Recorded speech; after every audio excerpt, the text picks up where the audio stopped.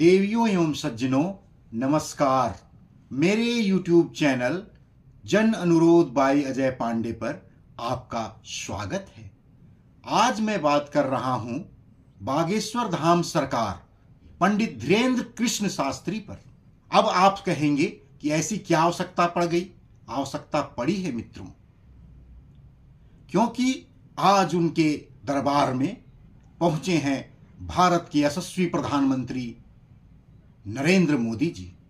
इस पर हम लोग चर्चा में आगे बढ़ें, इससे पहले मेरा आग्रह होगा कि आप लोग यदि अभी तक मेरे चैनल जन अनुरोध बाई अजय पांडे को सब्सक्राइब नहीं किया है तो अवश्य सब्सक्राइब कर लें।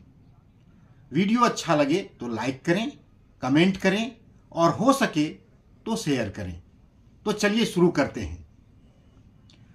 आज एक ऐसा दिन है, एक प्रकार से कह सकते हैं कि ऐतिहासिक दिन है, जो धीरेन्द्र कृष्ण शास्त्री दरबार लगाते हैं, लोगों की पर्चियां खोलते हैं, जगह जगह पर प्रवचन करते हैं, संगीतमय गीत गाते हैं और लोगों की समस्याएं सुनते हैं, उनकी समस्याओं का निदान बताते हैं। चाहे जिस विधि से बतावें, उनका एक तौर तरीका है, एक अलग अंदाज है।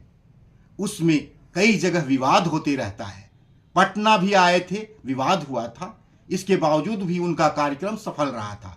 इस तरह से देश विदेश में उनका कार्यक्रम चलता है। उनका दरबार लगता है, बागेश्वर धाम सरकार कहा जाता है, मध्य प्रदेश के गढ़ा गांव में। तो उस गढ़ा गांव में, जो छतरपुर जिले में मध्य प्रदेश प्रांत में है, वहां पर आज उनके दरबार में पहुंचे हैं भारत के माननीय प्रधानमंत्री नरेंद्र मोदी। प्रधानमंत्री नरेंद्र मोदी जी के वहां पर पहुंचने से जन सैलाब उमड़ पड़ा है। गढ़ा गांव में, छतरपुर जिले में जन सैलाब उमड़ पड़ा है। क्या है कार्यक्रम? क्यों पहुंचे हैं मोदी? क्या मोदी जी पर्ची खुलवाना चाहते हैं? अपने बारे में धीरेन्द्र कृष्ण शास्त्री से जानना चाहते हैं? ये तो प्रश्न चिन्ह है।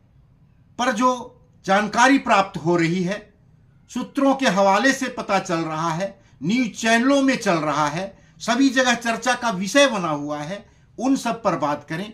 एक कैंसर हॉस्पिटल का शिलान्यास कार्यक्रम है, उस कार्यक्रम में मोदी जी पहुंचे हुए हैं। वहां पर धीरेन्द्र कृष्ण शास्त्री जी के गुरुदेव रामभद्राचार्य जी भी हैं, दीदी माँ रितंभरा जी भी हैं, कई साधु संत नजर आ रहे हैं और इस बीच जन सैलाब उमड़ पड़ा है, पूरा उमड़ा हुआ है भीड़। वैसे में बागेश्वर बाबा का संबोधन, धीरेन्द्र कृष्ण शास्त्री जी का भी संबोधन हुआ है, प्रधानमंत्री मोदी जी ने भी अपना संबोधन किया है। बहुत सी देश की एकता अखंडता की बात हो रही है, जाति पाति से ऊपर उठकर देश की एकता, सनातन संस्कृति की रक्षा और वसुधैव कुटुंबकम पर बात हो रही है। बहुत सारी बातें जन कल्याण की हो रही है।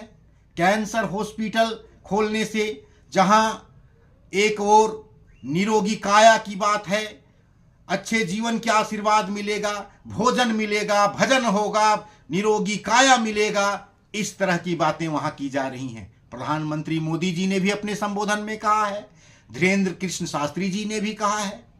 प्रधानमंत्री मोदी जी ने शास्त्री जी की मां से मिलकर उन्हें शॉल भेंट किया और यह भी कहा कि आपके मन में माता जी क्या चल रहा है मैं बता सकता हूं। आपके मन में धीरेन्द्र जी की विवाह की बात चल रही है, ऐसा मोदी जी ने कहा। इस पर भी धीरेन्द्र कृष्ण शास्त्री ने भरी सभा में चर्चा की। आज का दिन ज्ञात यह हुआ, पता यह चला कि मोदी जी ने वहां पर कैंसर हॉस्पिटल का शिलान्यास किया है और आज ही अपने संबोधन में धीरेन्द्र कृष्ण शास्त्री जी ने उन्हें आने के लिए न्योता दे दिया कि मेरे विवाह में आए या ना आए, पर हॉस्पिटल के उद्घाटन में आप अवश्य पधारिएगा। मोदी जी ने भी उनकी बहुत सारी तारीफ की। उसमें महाशिवरात्रि के दिन 251 कन्याओं का कन्यादान करने, विवाह करने की सराहना की। उनके अनेक कार्यों की सराहना मोदी जी ने की कि वो एकता की बात कर रहे हैं, हिंदुओं को जगाने की बात कर रहे हैं, भारत की एकता अखंडता की बात कर रहे हैं, सनातन की रक्षा की बात कर रहे हैं। मित्रों, मैं यह कहना चाहता हूं कि जहां एक और कई जगह पर धीरेन्द्र कृष्ण शास्त्री के मामले में विवाद भी उत्पन्न होता है, विवाद के बावजूद उनका कार्यक्रम सफल संचालित हो जाता है। उनके यहाँ आस्था विश्वास से जो लोग पहुंचते हैं उनकी पर्चियां भी खुलती हैं और उनकी समस्या का समाधान भी किया जाता है, निराकरण किया जाता है, ऐसा लोग विश्वास मानते हैं और जाते हैं। अब समझने की बात है कि वहां से छोटे बड़े कई सेलिब्रिटी, बहुत बड़े बड़े लोग पहुंचते थे। आज देश के प्रधानमंत्री ही पहुंच गए, चाहे बहाना शिलान्यास का ही क्यों ना हो, पर पहुंचे अवश्य।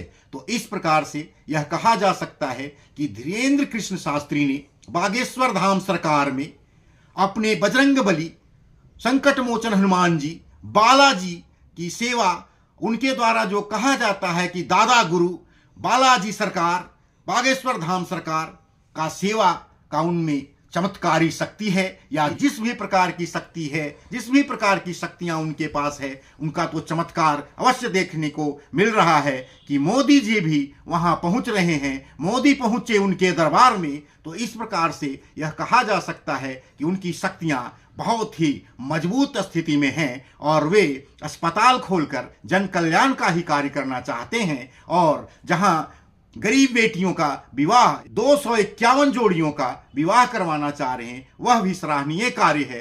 तो इस प्रकार से यदि मोदी जी ही वहां पहुंच गए तो समझ लीजिए कि एक सनातन धर्म प्रेमी क्यों ना पहुंचेगा, धर्म को मानने वाला, अपनी समस्या से ग्रसित व्यक्ति क्यों न पहुंचेगा उनके दरबार में, जहां पर प्रधानमंत्री ही पहुंच जाते हों।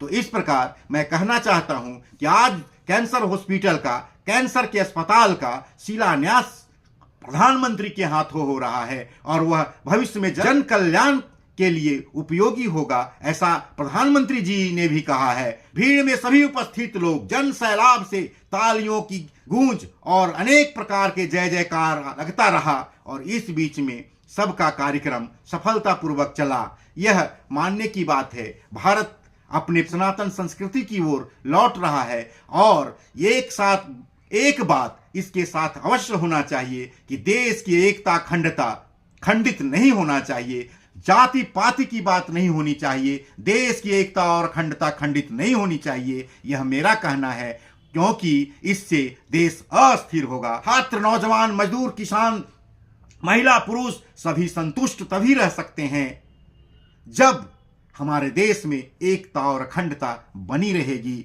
और इस प्रकार से मोदी जी भी ने कहा है कि परहित सरिस धर्म नहीं भाई का कार्य यहां हो रहा है, अर्थात सेवा ही धर्म है। अतः मैं यह कहना चाहता हूं कि मोदी जी पहुंचे हैं वहां तो आम जनता जाएगी ही, तो जो भी बातें हो जन कल्याण के लिए हो, देश हित में हो, राष्ट्र हित में हो, बस मेरा यही कहना है, यही आग्रह है। बाकी आपका क्या विचार है आप कमेंट बॉक्स में बता सकते हैं कमेंट करके, और आपको वीडियो कैसा लगा जरूर मुझे बताइए ताकि मेरा मनोबल बढ़े। और मेरे चैनल जन अनुरोध बाय अजय पांडे को सब्सक्राइब कर लेंगे तो मुझे बहुत अच्छा लगेगा और बेहतर करने का मुझ में प्रेरणा जगेगा। इस प्रकार मैं इस वीडियो को यहीं पर अंत करता हूं।